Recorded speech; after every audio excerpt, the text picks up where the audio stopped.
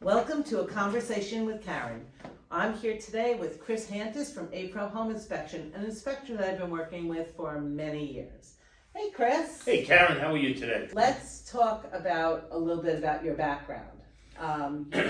Because I think it's important for people to know how you become an inspector, how long you've been an inspector, and what is very impressive to me is how many inspections you've actually done. My entire career has always been with residential housing. How I became an inspector was actually by accident. I was in the building supply business. I used to sell product and have product specified through architects on plans for people's homes and stuff. So doing that, of course, many industries always wanted me to learn about their products, learn how it works, learn how it's installed, and I used to go to their factories. I learned a lot about their products doing so. With that said, I used to have friends and family, because I was well versed in houses back then, going back a long time ago now. They used to, if they were going to buy a house, they would call me and they asked me on a weekend, can I come just take a look at the house for them? And this is, I think, home inspections was quite an industry yet. I'm talking about early 1990s, I'm going back there. It was starting to pick up steam. So what happened is I would do this for people here and there, and then I met a few folks, and next thing you know, one person would ask another person, so I started doing them for money. Back then you didn't need licensing, so I just started, and there was no real layout. At that time I was just buying these little reports, and they were like a generic checklist report. And then in the mid-90s is when the company technically opened. So of course everything evolves. We're all computerized now. My reporting software is really my own. It's not a report that you could buy or download from one of these companies. So it's not your checklist anymore? No. Now it's all computer generated. The tools have come a long way. The equipment has come a long way. That was the first thing that made you stand out when I first started in real estate. And when you pulled out the infrared, I was so impressed. I was like, I gotta recommend him. And the rest is history. It's 15 years later, and we're still working together. At least, God, it's a long time now. I've always been a hands-on inspector. I've had opportunities, of course, to grow my company where I could have put inspectors out and then I would run the company. And a lot of guys do that, and they're successful at it. I just enjoy doing the work. I love what I do. I love helping people. Plus, the quality will always remain the same. We were just at an inspection. I knew how you were winding up your inspection because it's the same way, because you're consistent. The quality matters most to you. But I think that what a lot of people would like to know is, why do an inspection? Do you need to do an inspection? What does an inspection entail? What can you and can't you do within an inspection? Because that's important. A lot of people might get angry if they find something that you had no way of being able to tell and experience, because you have done how many inspections? Well, I'm over 15,000 inspections to date. I do have one other inspector that works with me that I train personally. After he became a licensed home inspector, quote unquote, he rode with me for 6 months, and he learned how I do inspections, how I want them done, and learned the software. I've done that with a few guys, and 2 guys are on their own doing work in different areas. So I've trained some folks. I'm actually licensed by the state to be an instructor for the licensing curriculum for home inspections as well. Do you need a home inspection on a co-op? Co-ops generally, many of the items, if not more so even than with a condo, is covered by the association. So you are paying a monthly fee. Many co-ops cover the windows. It comes down to that. The biggest thing with the co-op is plumbing leaks and wiring. I have done co-ops. Of course, we charge less for them because you do less work.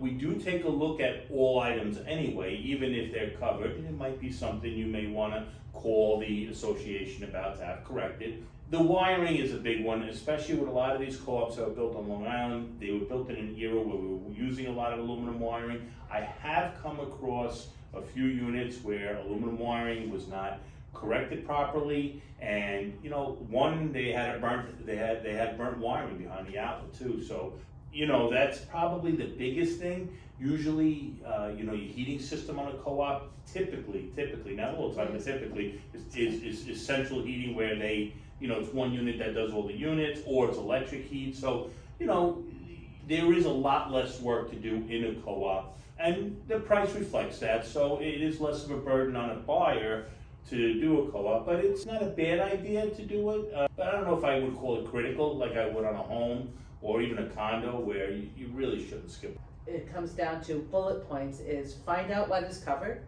find out if the electric was updated, of course the year that it was built, you have that worry about aluminum wiring, but it is not critical. Yeah, it's peace of mind more than anything, I think. I think it's a purchaser's peace of mind. If a purchaser really wants to do their due diligence, and they really just want to know what's going on with the unit, regardless if it's covered or not, then I think it's more for them on that end, just give them that comfort. Let's move over to homes and condos. Okay. Absolutely critical that you get a home inspection. And it's more important to get a proper home inspection. And in my industry, it does vary from person to person. It is so important to have, say, an individual like me. I go out, I do a job, I'll do a home inspection on a home. To me, it's another project. I have zero emotion attached to that home. So to me, it's a matter of, hey, I have a scope of work that I need to find out about this house to give information to a client so that they can make a good buying decision. So if something is right or something is wrong, it's very black and white with me. It's very, hey, this is not quite right, this is how you correct it, and this is how you move forward with it. And then I'm on to the next item. So there's zero emotion attached with that. B, bringing in, a lot of times you'll see folks, they'll bring in, somebody that's handy, and that's great. It's great to have another set of eyes. Many times when I'm doing a home inspection, that same individual comes with their, with the clients. And if there's questions that individual may have, I can answer them for them. Important to understand that my training is in many different aspects. So it's not just that I know how to frame a home, or I know about roofing, or I know just about electrical. I am well versed in all these items. So I'm able to give a real good snapshot of the condition of the house on the day of the inspection, where a client could take that information and move forward with their buying decision. Speaking of which, all inspectors work differently. Now, I have been on probably 100 inspections with you. And when you go through a home, there's a system. There is. From outside in, I could know and tell my clients how you're gonna work, because it's always the same. But you also tell your clients, except for going in the roof or going in the attic, to follow you. There's some inspectors that don't want the clients following them. And what would you say would be the benefits or the detriments to either one? I'm going to speak to the way I do my inspections and why I feel it is important to have the client follow me. It does take more time and it is more effort, and the benefit, the huge benefit on that is that when you're looking at a particular item with the client, okay, and you're explaining to that individual, hey, this is what I'm looking at, this is why I'm making the statement I'm making about this particular item, this is how you correct it. That client now can process that, ask me any questions, further questions, have an understanding, and then we're able to move on to the next item. So they've digested that little piece at a time, they've learned on how to rectify it, they took their notes, they're focusing on the next I'm one. gonna stop you there for a second. Very important when doing a home inspection, bring a pad and paper. Make sure that you take notes, because even though everything will be in the report, there's some things that you might want to take extra notes that are explained in more detail than the report will say. So it's important to be there and to take notes. That's very true. That's very true. And at the end, it just allows the individual to not only know about what the deficiencies are in a home, which that's basically what everybody wants to know, of course, but also the positive attributes about a home.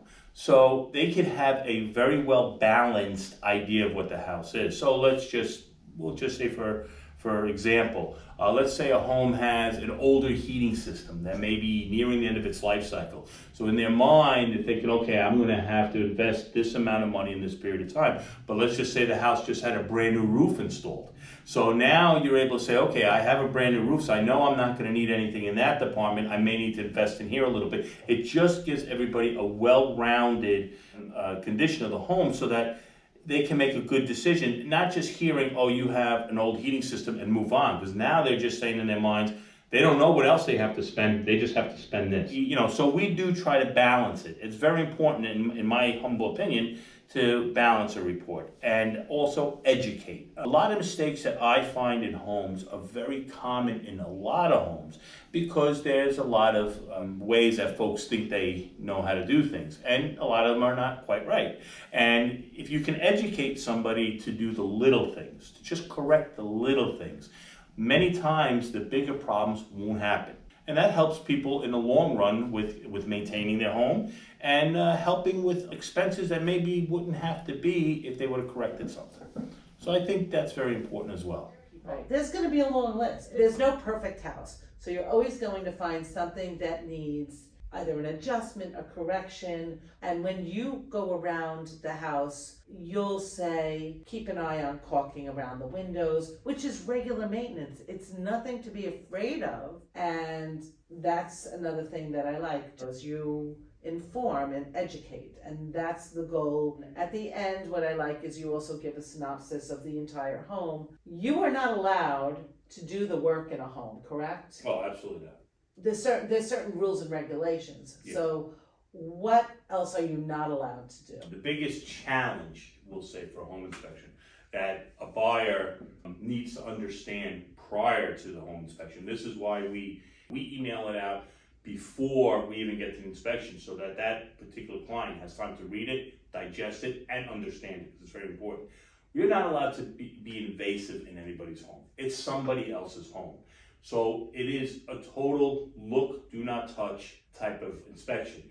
With that being said, do I push the limit sometimes? I do. If they're like opening up an outlet to check things out, taking the cover off, I'll do that. If as long as I know I'm not going to do any damage. You're not supposed to, and I will though. Things that we won't do, there's no probing walls, there's no probing moldings, there's no activating any like main valves that you wouldn't use on a daily basis. You don't touch them, because older valves will leak and then it becomes a problem. Anything out of sight, anything concealed behind even furniture. So if there's a couch along a wall and there's an outlet there, and when you move in, that one particular outlet doesn't work, the couch is in the way. So that's why we don't move, we don't touch, So that's the biggest challenge in a home inspection. And that's why I carry some of the equipment that I carry to try to pierce that as best I can by being non-invasive. So that's where the infrared camera comes into play. Yes.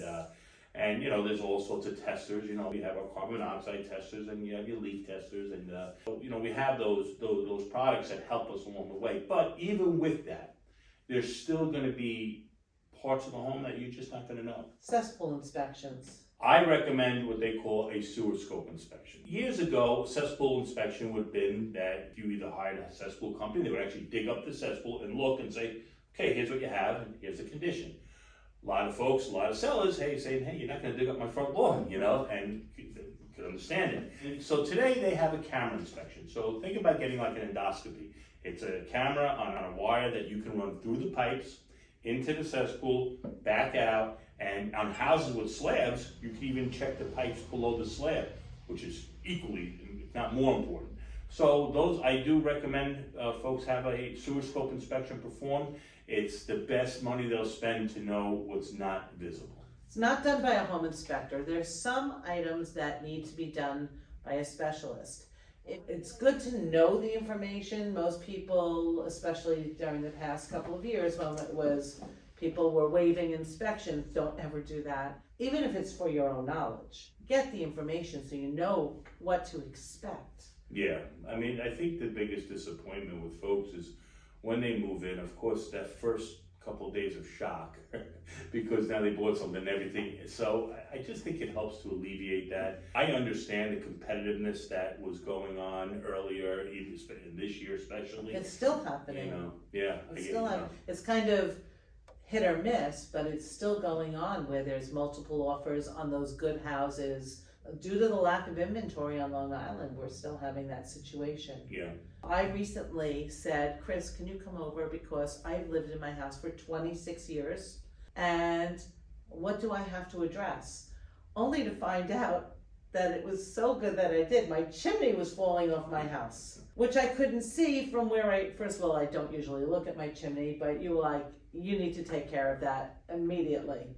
So if you want a home inspection, just because you're not moving, but you've lived in your home for a long time and just need to know what needs to be addressed, you can call a home inspector and have them go through your home.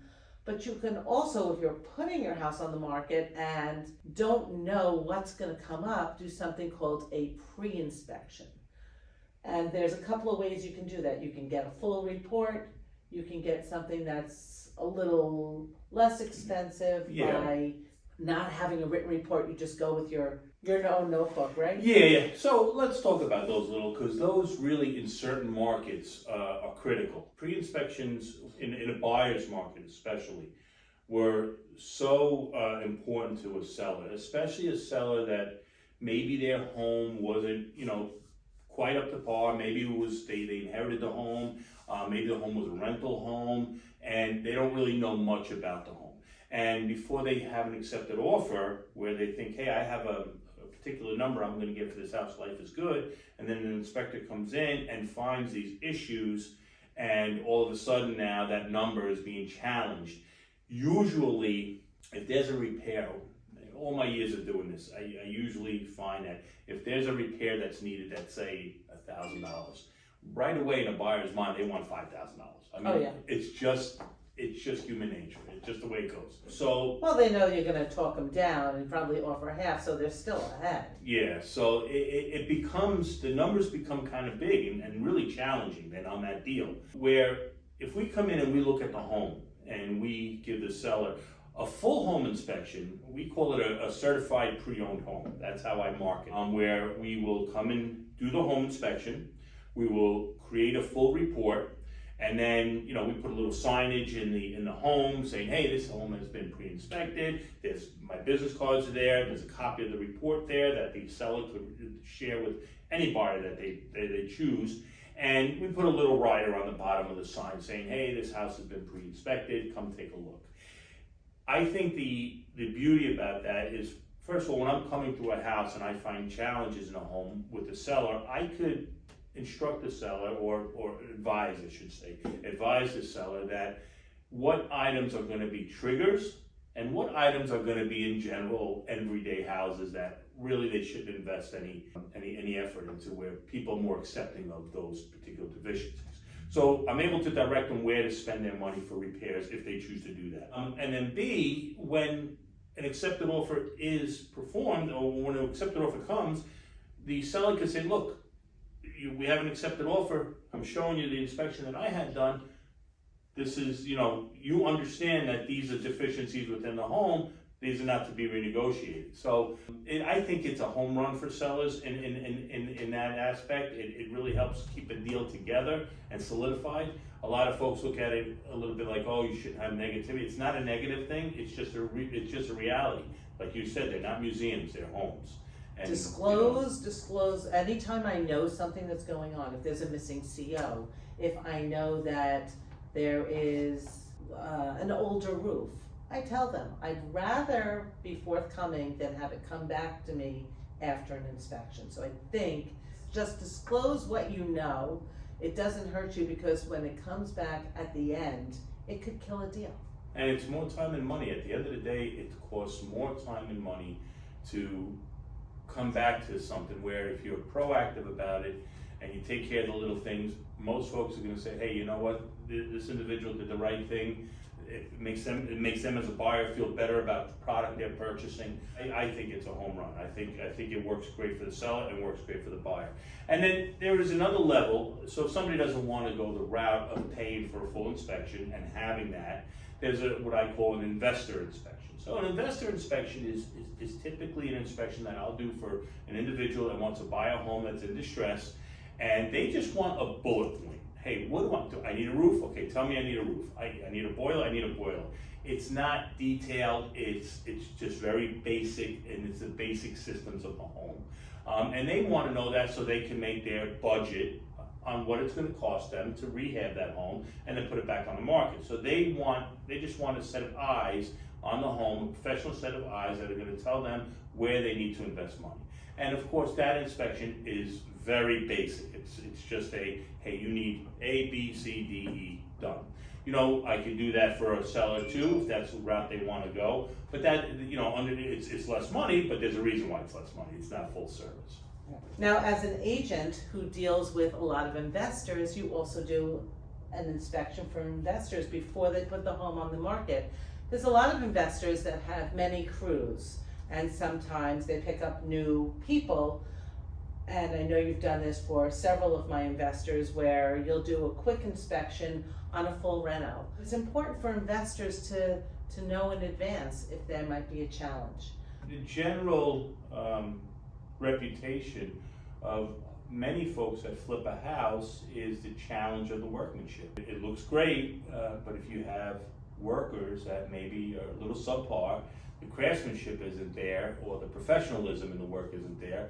And when a buyer does a home inspection, we'll pick up on that, and buyers do become a little apprehensive when they start seeing that the workmanship on many major items in a home is subpar. Even though it looks nice, if it wasn't installed correctly or shortcuts were taken, they get a little nervous. A lot of times the plumbing, the trap underneath the sinks are done. Now, I don't understand them, but I know that you've picked up on a couple of those that we were looking at. What I tell my clients is if we see something obvious, then imagine what was done that we don't know about inside the walls. True. So Chris can take that and go that much further. But if you are looking at a renovated home and you see shortcuts taken, I would say keep looking. Thing that we're seeing a lot now, when the market boomed, there were inspectors coming out of the woodwork. Now, you do have to be licensed in New York. You do. To be a licensed home inspector. You do have to go through protocol. What would you say to someone looking to hire an inspector? It's a great question. So there's a list of questions you should ask an inspector when interviewing. Number one, how long has he been in business? That's the biggest question. And ask, how many home inspections have you performed?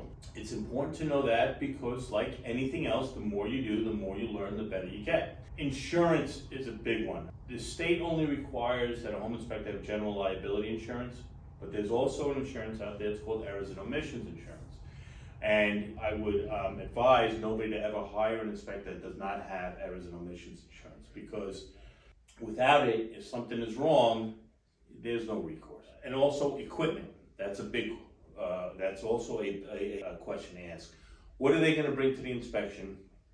What kind of equipment are they gonna use? Now, and we'll go back to the infrared camera.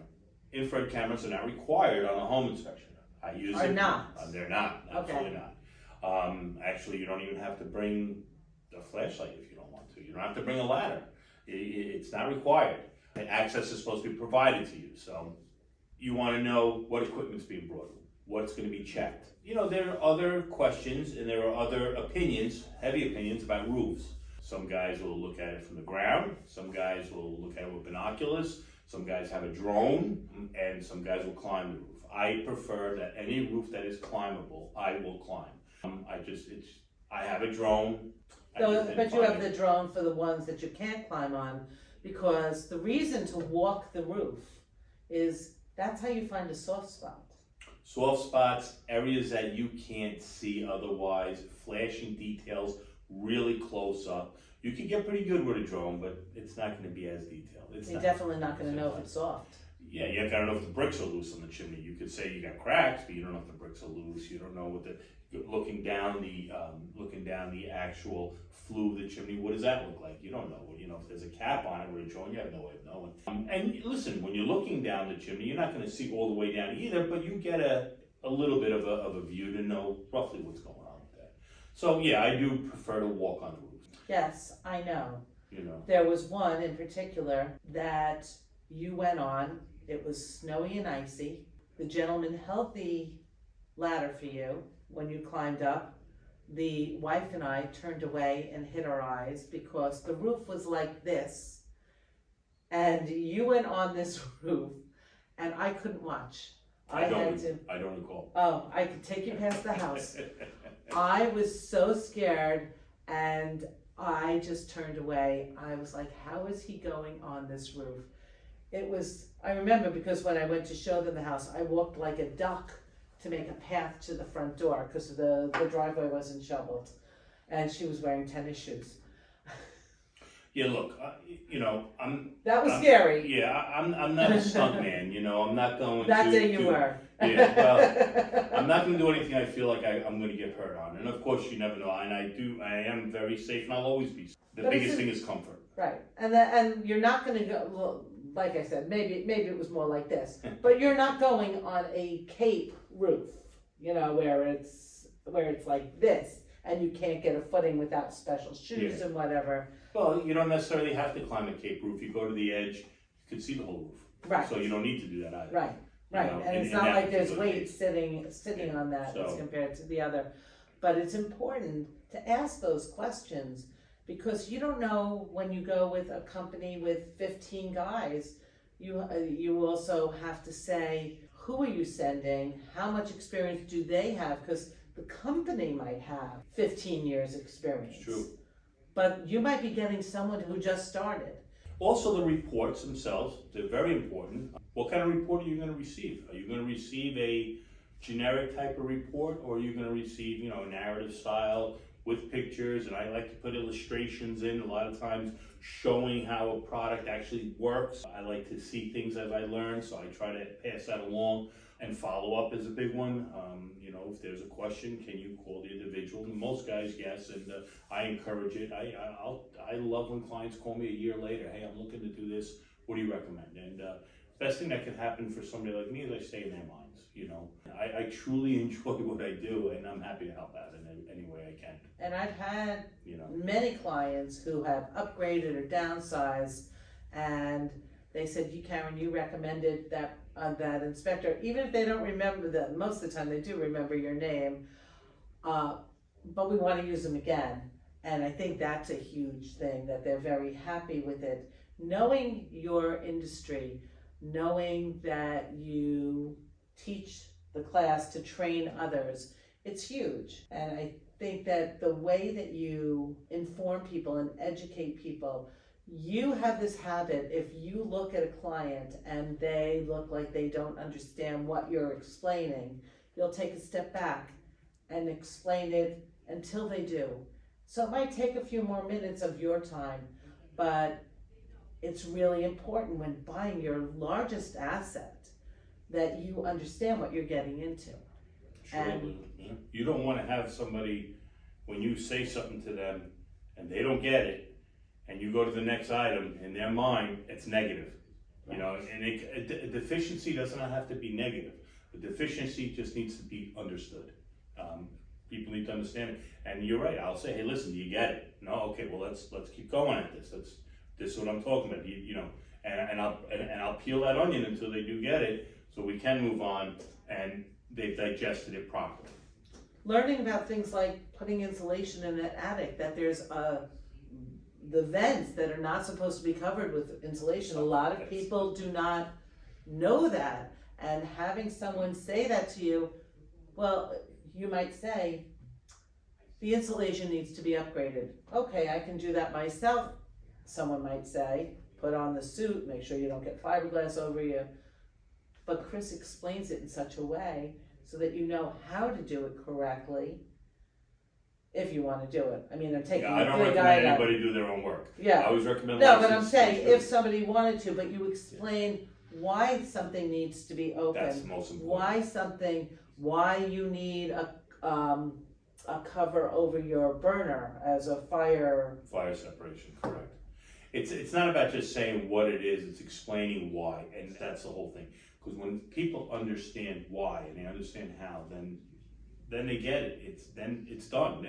They'll do it. But if you just say, oh, you need better ventilation, your soffit vents are obstructed, okay, and then they don't know. They're a deer with headlights. And that is the main reason that you need an inspector. The number one thing before any of the other questions is, will I be able to follow the inspector throughout the inspection? Of course, you cannot go on the roof. You're not licensed and insured to do that as a buyer. You can't go in the attic, but you can't go in their crawl space, I'm sure.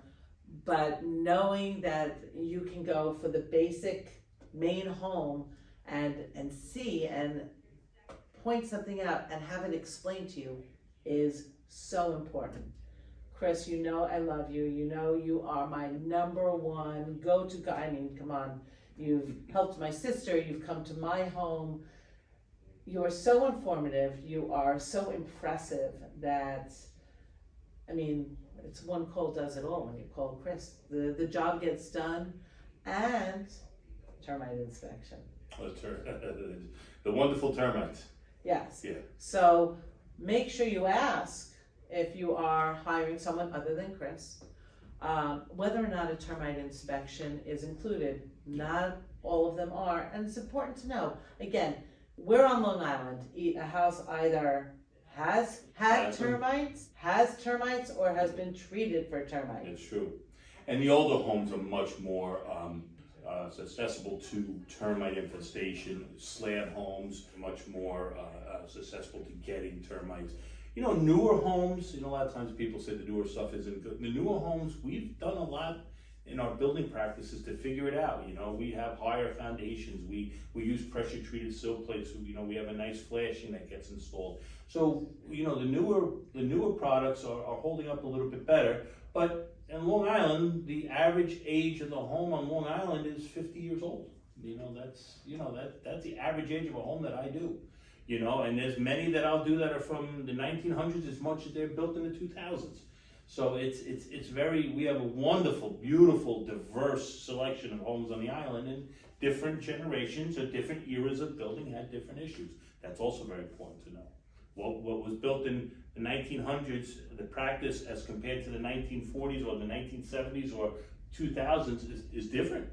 You have to know how houses were put together. So that wraps up our conversation with Chris Hantis from April Home Inspection. If you have any questions, reach out to Chris at 631-868-0499, and don't buy a home without us.